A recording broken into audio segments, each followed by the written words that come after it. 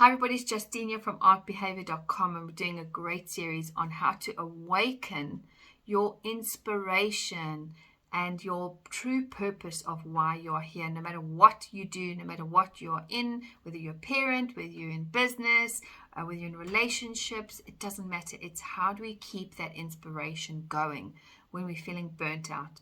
So today's color we're looking at is blue. And how can blue awaken that inspiration? So you heard me on the previous videos. I'm going to remind you again that this process of awakening your purpose is a gradual process. And I keep repeating this every time, because even when I work with my clients, no matter how long I work with them, I'm still reminding clients 5 years down the line, the next session, I'm reminding them constantly. It's a gentle, unconscious process. When you have dripped out water droplet at a time with a little hole in the bucket, it's creeped up on you without you realizing, and then all of a sudden it's there. So we are building back up that bucket one water droplet at a time. That's what you've got to remember, okay? So to awaken your inspiration and how to boost that, what can blue do for you? If you have felt that you cannot put words together, if you feel that you have so much going on in your head, thousands of conversations, if you are scared to really say how you feel and come out with how you're really feeling, if you are afraid that you won't have the words to say, or you sit and think, oh, if only I had said this, why didn't I say that?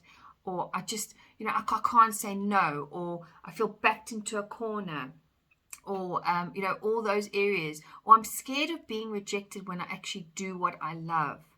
And I come across this a lot with my clients, that they feel scared that if they go out there and start speaking about what they do, or even start revealing their pains and their trials and tribulations, that they're going to have this backlash from social media, and that they'll be heavily rejected.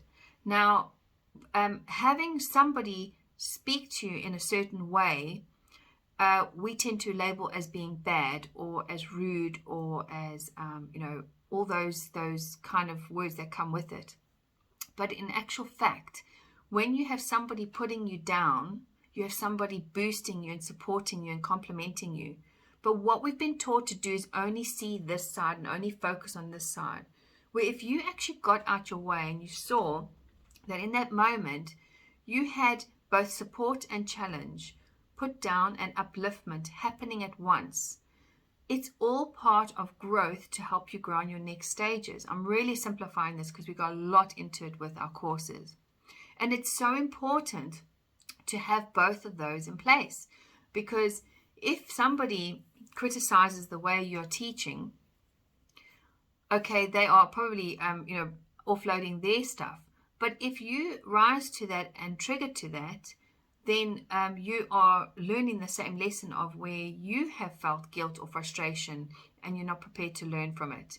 Now, if somebody is saying, oh, the way you're teaching is just really not working, and you take it personally, you're going to stop yourself from moving forward. Or if you're in your family and your child is saying, you're not listening to me, if you're not prepared to take that advice on board and not beat yourself up and not use imposter syndrome and beat yourself down, and instead learn from it, it's really going to minimize and really break down that inspiration to do what you love to do. Everything serves and is on the way, not in the way. Now, when you're doing what you love, you will actually see that all those comments really don't mean anything, and you take it as constructive feedback and you take action to change it. But when you're doing something you're not loving, you will take that very personally, and then you'll feel your motivation will go down. I can say it from personal experience as well. When I have done areas in that I love to do, and people have supposedly given feedback in a way that comes a certain way, I can literally stop and go, well, hang on, let me take a step back. We're misreading here, we're misreading emails, we're miscommunicating, and I can really take a step back from it. But other areas I can take personally, within family even, and go, okay, right, so what is this family member telling me that I'm not listening to? So it's so important And this is where the blue can help you. The blue can help you just awaken that inspiration to get your words together and to say it with love, gentleness, but also a bit of a boundary that you can say, you know, I really see that you're trying to help me and I really see that you care for me. I really don't feel this is for me.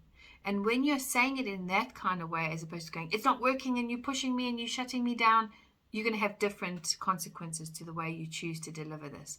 So blue helps you with awakening that purpose to go and find that inspiration and start either speaking about it towards yourself and then sharing it with other people, but when they are ready to listen. So use your blue, and as always, I look forward to seeing you in every video.